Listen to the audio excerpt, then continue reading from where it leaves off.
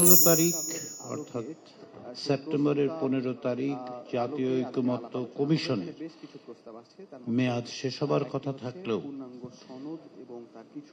কমিশনের প্রধান উপদেষ্টা অধ্যাপক মোহাম্মদ ইউনূসের উপস্থিতিতে আপনাদের অনুরোধের পরিপ্রেক্ষিতে সরকারের পক্ষ থেকে এই কমিশনের মেয়াদ 1 মাস বৃদ্ধি করা হয়েছে।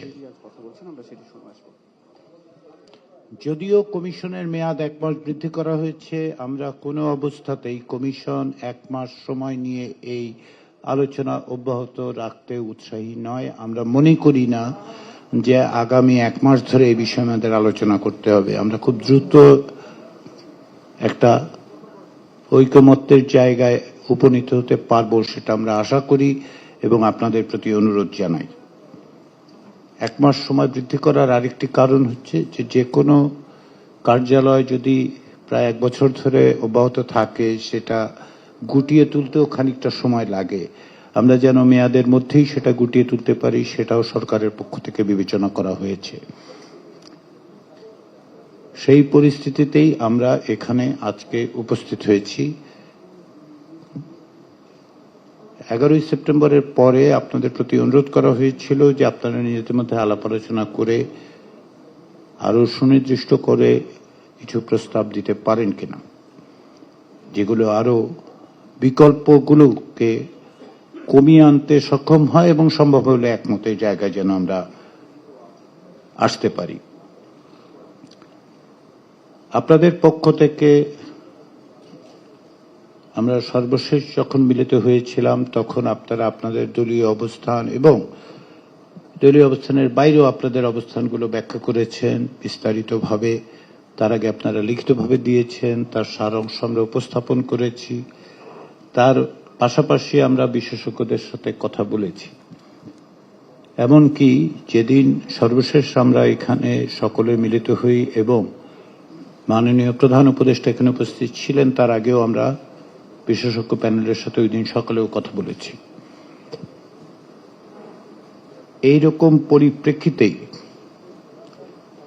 আমাদের বিশেষজ্ঞ প্যানেলের পক্ষ থেকে একটি সুস্পষ্ট মতামত সুপারিশ হিসেবে আমাদেরকে দেয়া হয়েছে।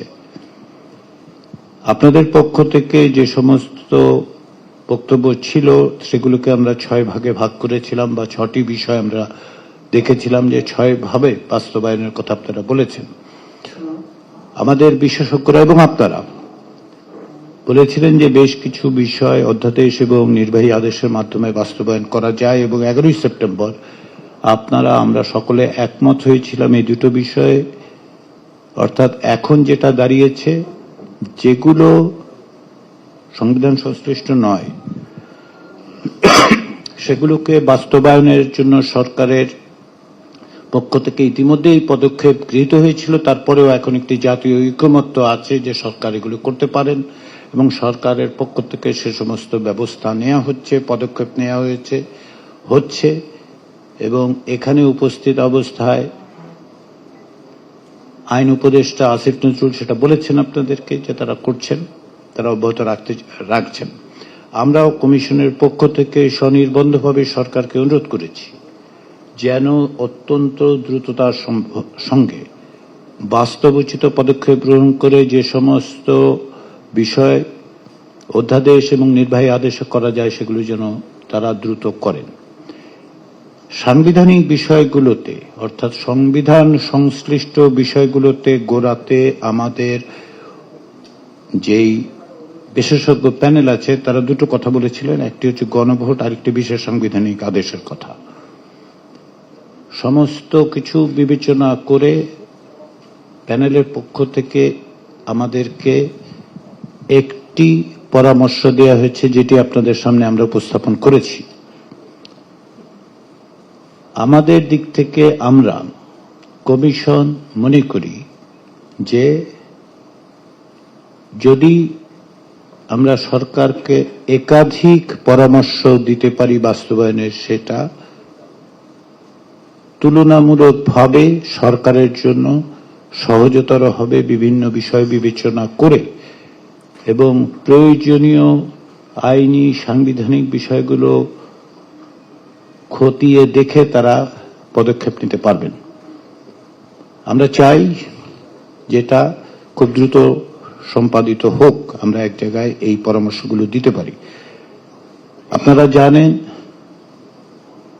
যে মাননীয় প্রধান উপদেষ্টা জাতিসংঘের সাধারণ পরিষদে অংশগ্রহণের জন্য 21শে সেপ্টেম্বর থেকে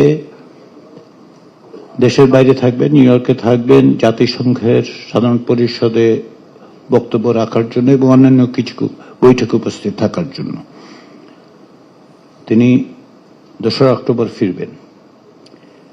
আমরা এই প্রক্রিয়াটির পরিণতির জায়গা, অর্থাৎ আমাদের দিক থেকে যে সুপারিশ, সেটা আসলে প্রধান উপদেষ্টার উপস্থিতিতে তার সাথে আলোচনা করে দিতে চাই। তাহলে আমাদের জন্য বিকল্প হচ্ছে 21 তারিখের আগে যদি আমরা একমত হতে পারি বা বিকল্পগুলো নিশ্চিত হতে পারি, তাহলে আমাদের জন্য কমিশনের পক্ষ থেকে সেটা তাকে উপস্থাপন করা সম্ভব হবে। অন্যথায় আমাদেরকে কিছুটা সময় নিতে হবে, যেহেতু তিনি উপস্থিত থাকবেন না। কেননা তিনি এই কমিশনের প্রধান উপদেষ্টা, প্রধান নির্বাহী, তো তার কাছে আমাদের পরামর্শ দেওয়া দরকার। তো সেই জন্য আমরা আশা করছি যদি আমরা 21 তারিখের মধ্যে এক জায়গায় আসতে পারি, অন্যথায় আমাদের একটু সময় নিয়ে 2রা অক্টোবর বা তৎপরবর্তী সময়ে ওনার কাছে এটা উপস্থাপন করতে হবে। এবং আমি অনুমান করি এটি উপস্থাপনের সময় তার সঙ্গে আমাদের আলোচনাও করতে হবে যে কি কি পরিস্থিতির মধ্যে দিয়ে। যদিও প্রধান উপদেষ্টা প্রায় নিয়মিতভাবেই এই কমিশনের অগ্রগতি সম্পর্কে অবহিত হয়েছেন, আমরা তাকে অবহিত করেছি এবং তিনি নিজে অন্যান্য মাধ্যমগুলো, বিশেষত টেলিভিশনে এটা যাওয়ার কারণে উনি দেখেন এবং যতদূর সম্ভব কাজের ব্যস্ততার মধ্যেও তিনি এটা অত্যন্ত গুরুত্ব দিয়ে তিনি অনুসরণ করেছেন।